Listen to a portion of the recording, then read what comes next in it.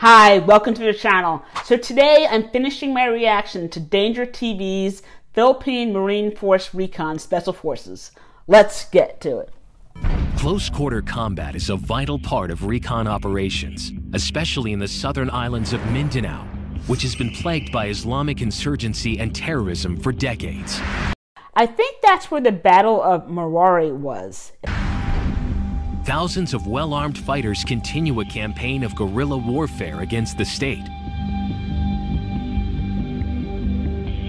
Because the current trend is what we foresee in future wars is not wars between countries anymore, but wars between proxies of these countries. And usually these are insurgents or terrorists. And what you need are elite, highly trained soldiers who can conduct surgical operations in whatever place they're deployed. The Force Recon Battalion was called into action when it was assigned to conflict-ridden Mindanao in 2000. Their mission, to neutralize the forward defenses of Camp Abubakar to clear the way for the rest of the Marine battalions to move in. Master Sergeant Luis Marmol was part of that operation. So, ang mission namin doon, makuha namin yung detachment sa harapan. Kasi yun yung paanan going to Abubakar. So, dapat makuha yung isang detachment doon bago po-forward ka sa taas. Then, ang position, galing kami from down, going to up. So, nasa up sila. So, kahit outnumber nga kami.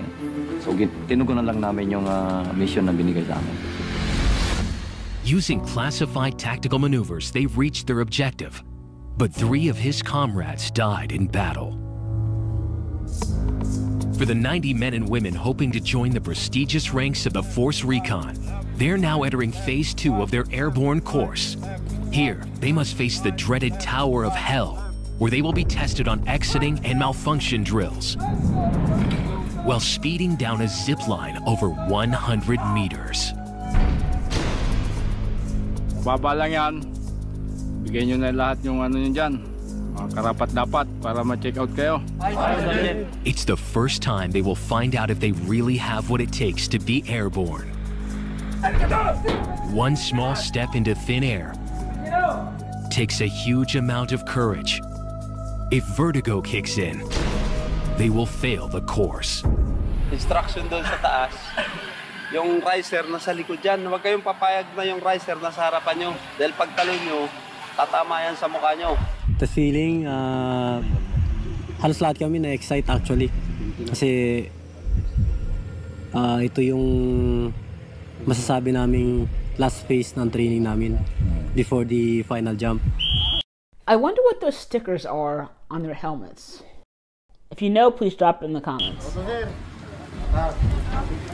The 4 straight lines. Out. And count 1 to 4. Huh? Grab your reserve. Tuck in your head. Feet together. Check your malfunction. Yan. Go! The instructors are looking for 100% confidence when exiting the aircraft, because hesitation could lead to an uncontrollable spin and possible death. This is the moment of truth for Candidate 1. Normal lang naman yung kaba, pero dapat huwag isipin para makapag-perform na maayos. One, sir. Stand on the door. Ano na, one, sergeant? Stand by! Go! 1,000, 2,000, 3,000, 4,000, up! Marami siyang deficiency. Pushing sa tower, delay ang tuck-in of head, pass counting, pag-jump niya, yung reserve niya, mali ang pag-grabs. Most common sa first day kasi nakikita natin yung weak exit at saka yung grabbing of reserve. So hindi nila masyadong nape-perform yun kasi kinakabahan sila. Gagawin natin itong 1 week para paulit-ulitin natin sila para ma-perfect nila yung jump. Para pagdating ng jump week, okay nila. Alongside proper techniques, the instructors have come up with their own special remedy to help spur on the nervous recruits. Ito, sir, yung yung pampatapang nila. Gagawin natin inumin nila para pampalakas ng loob. Para pagtalo nila doon, malakas yung loob na nila. Bawat balik nila, inom, kain. Sobrang tapang na nila. Candidate 6 is one of the lucky first to try. Lagyan mo na kita ng lipstick para tumapang ka ng tumapang. One! Sa maganda yun. Go! Stand it down! Go! That might be more of a placebo effect.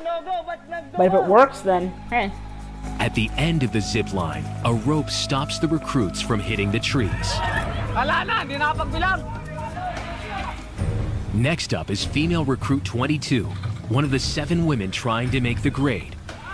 But she's in trouble. The damp conditions are making it difficult to stop.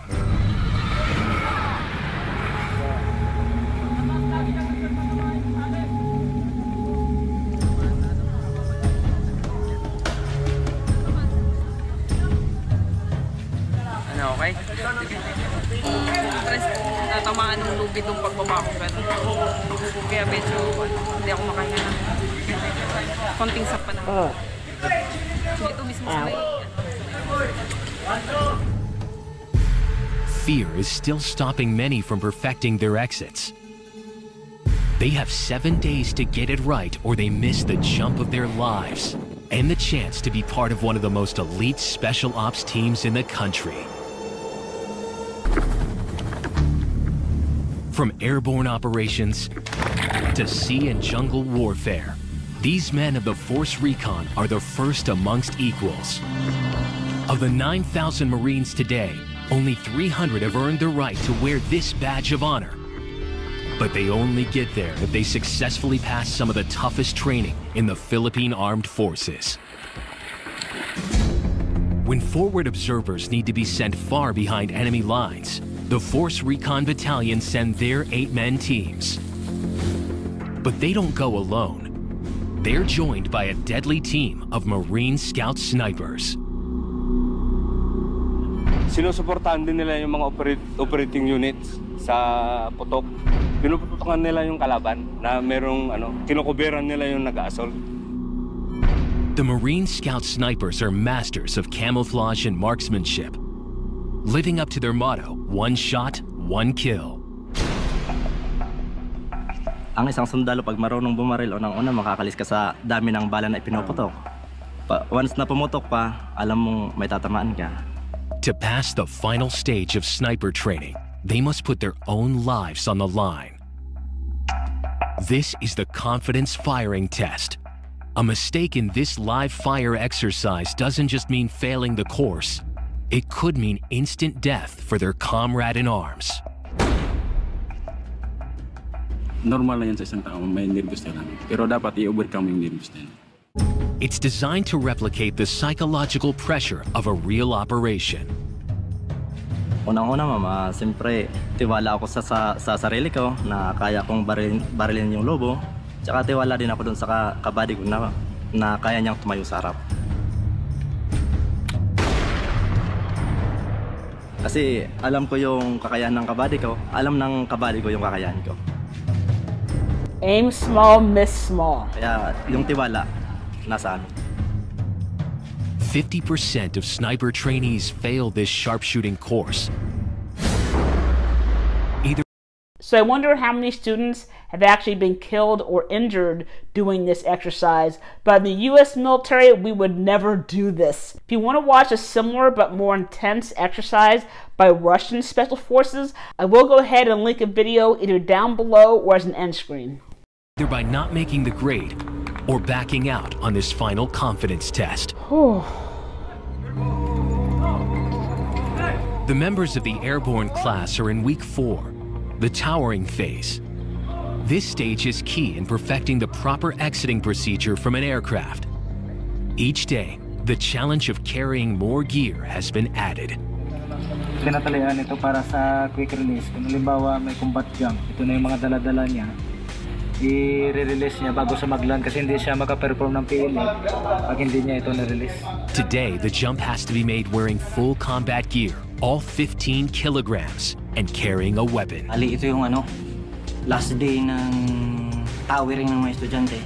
start sila, hindi pa masyadong marunong, pero ngayon, ano na, perfect na nila yung, halos perfect na nila yung pag-jump dito sa tower.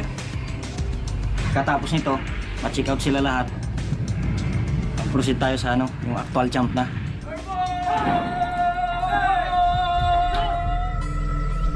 May gaba pa rin, pero kaya laban. Spring up and out! Elbow clip! Head tuck in!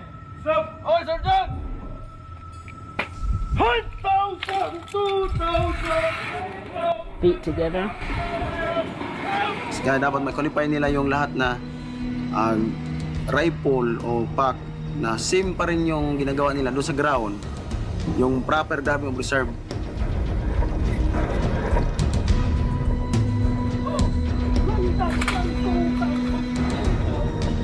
Ang napansin namin doon sa ano, yung jump niya kaya, yung elbow sticking out. Dapat ang ng reserve, dapat dito sa gilid. Delikado yon kasi mula sa taas, pababa ka, ang bilis lang, seconds lang yan. Mataas na yung 20 seconds yan, baba ka na. Kaya pasage namin palagi na pag-exit, hawak ang reserve automatic.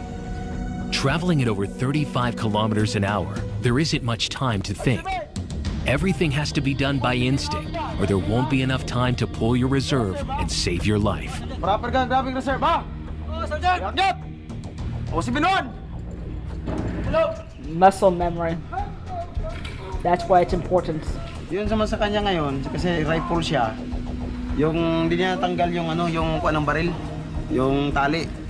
Dapat kasi tanggalin mo yun, kasi once nanggalan ka na, delikado sa mga ganun na ano, na sa jumpers na gano'n, na di matanggal yung tali ng rifle niya. Maaaring ma-injury siya dahil yung baril nga niya nakatali dito. Si Binuan! Ito! Talo sa Binuan, Sergeant! Yung releasing ng baril mo, ha? Dumate ka! Kaya tingin ko naman makuha na sila lahat dito kasi sa tagal naman ng training, magawa nila to maganda lahat itong mga kuha na ito. Pinapagawa namin.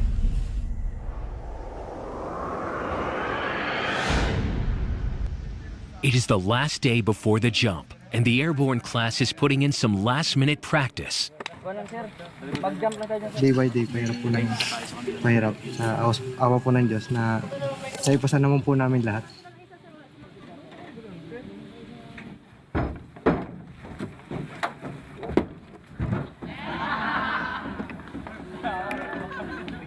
Makinig ha, tandaan nyo ha kung anong jumpers kayo.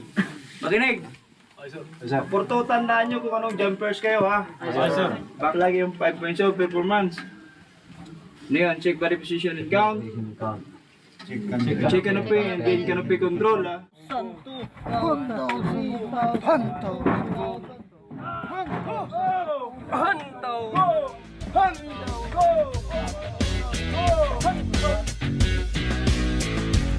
Ang paa, position na! Yun, ito ba yung bigat na yung phone?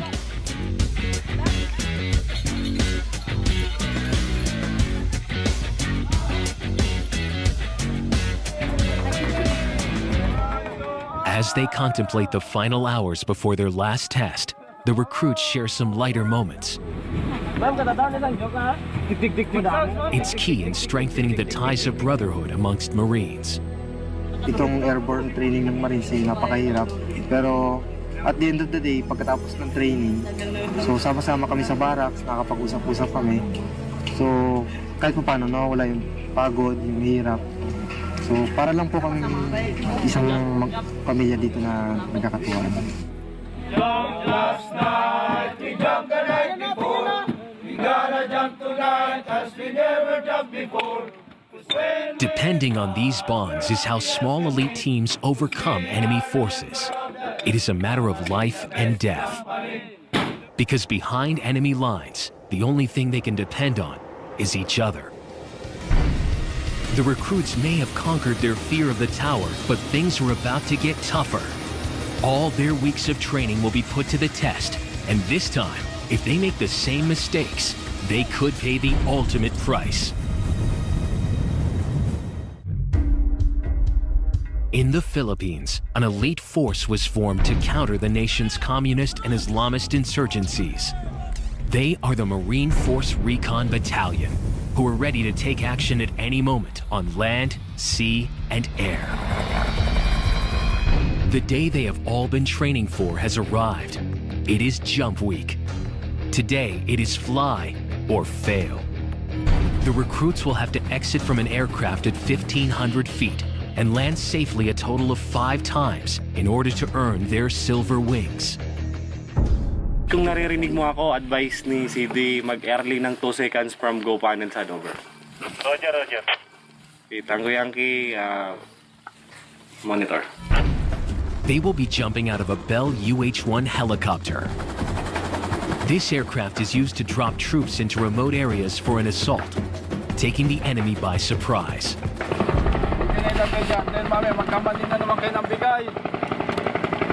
As far as I know, at U.S. Army Airborne School, they actually jump out of a C-130. Definitely not a helicopter. The drop zone looks like any area of scrubland. But if you're coming at it from 1,500 feet, it's a minefield of potential hazards.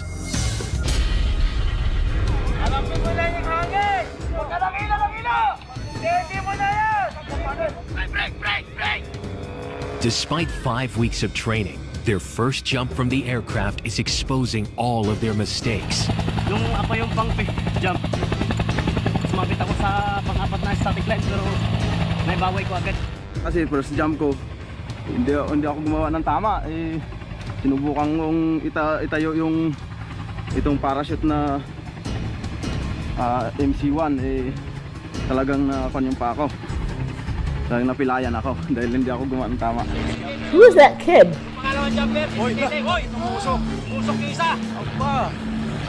True to being a Marine, they have to be ready for anything, even landing on unexpected terrain.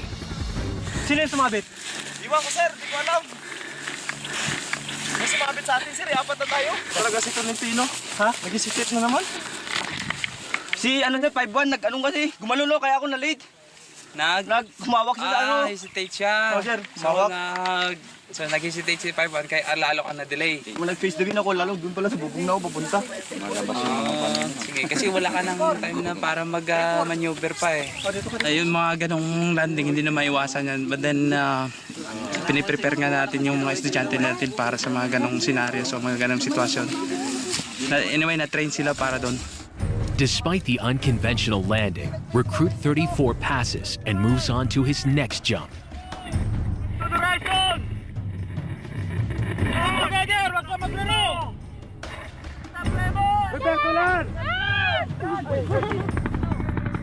But for one recruit, this is his last jump for a long time.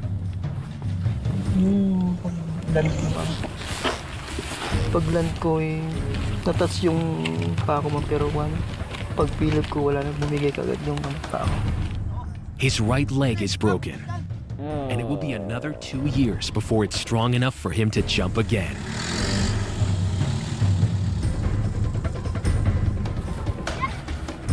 The rest of the airborne class is getting the hang of it. But there is a problem. Training has been stopped. Who are all these random kids? In the U.S. military, the drop zone is completely cleared of everyone. There's a huge perimeter where people are observing, as well as medical teams, as well as people who can actually rescue you if you're stuck in a tree or something. So I don't know why all these kids and civilians are just running around the drop zone. I mean, that's very dangerous. Yun naman, hindi naman kasi namin hawak yung ano talaga schedule ng aircraft. Yun, nag-aantay lang kami ng schedule. Tapos more on mga antayin lang talaga kasi lahat naman hindi nakaka-graduate ng airborne kung hindi ka makakapagtalo ng 5 jump. The aircraft has been called away to an operation in Isabela, northern Philippines. The conflict this time coming from the country's 40-year struggle with communist insurgents. Hindi kasi maiwasan yung magkakaroon ng pagsukwa. Sa ngayon, continue the basic training of the jumpers and then wait for tomorrow. With just a jump away from receiving the coveted silver wings, all the recruits can do is wait nervously. Nobody knows if they'll have the chance to pass the course, or if this conflict means all their hard work will be for nothing.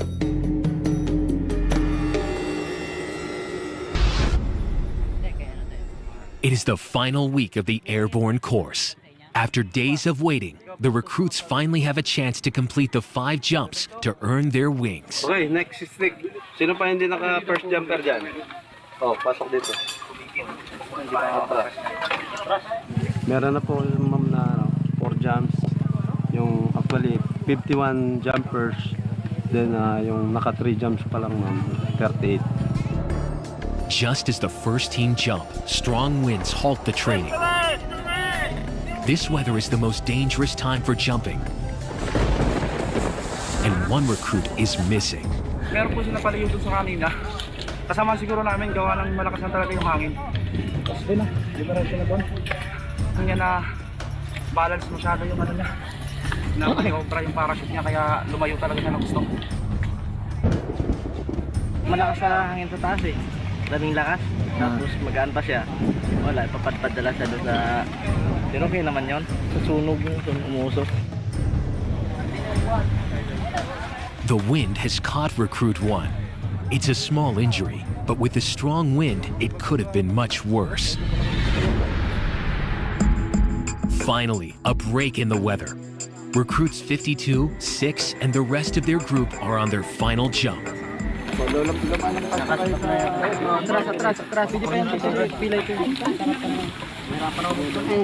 Pag natapos na itong pang-5 jump namin, ma'am, makatawag na qualified airborne ka naman pala. Then, dito mo na lahat mo, apply lahat na natutunan mo from the beginning of this course.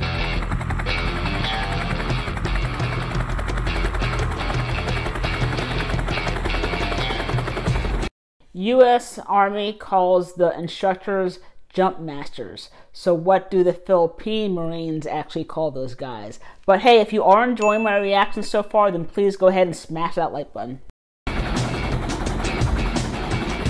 Totoo lang po, natatakot din po ako. Kahit sino naman po siguro matatakot sa kung tatalon ka ng ganon kataas.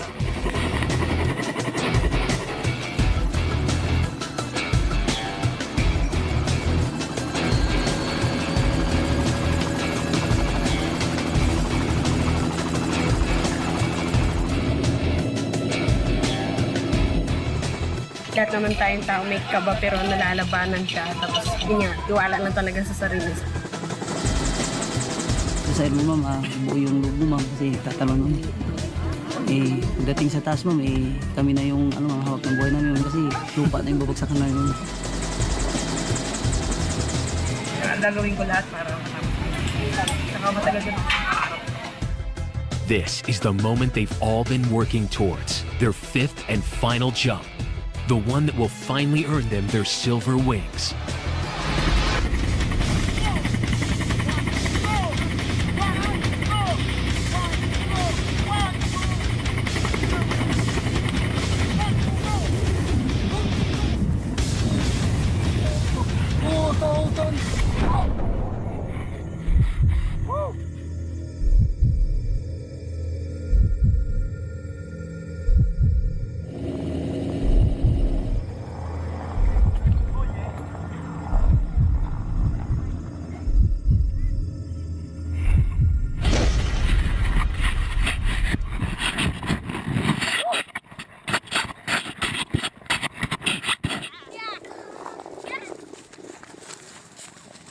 Napakasarap sa taas. Although nakakatakot sa una. Whew! Sulit na sulit po. Yung pagod namin sa training, sulit na sulit po. Ang sarap po. Parang yung sa una nakakatakot yung the moment na you jump. Pero nung naando na, nung naramdaman ko bumuka na yung chute. Ang sarap sa pakiramdam, parang di ako gumagalaw. Sarap maging airborne! I love airborne! After 6 weeks of intense physical and mental training, they have now earned the right to be called airborne. Pride of Novacia! Airborne! Airborne! This is Ritual. Welcome to Airborne family.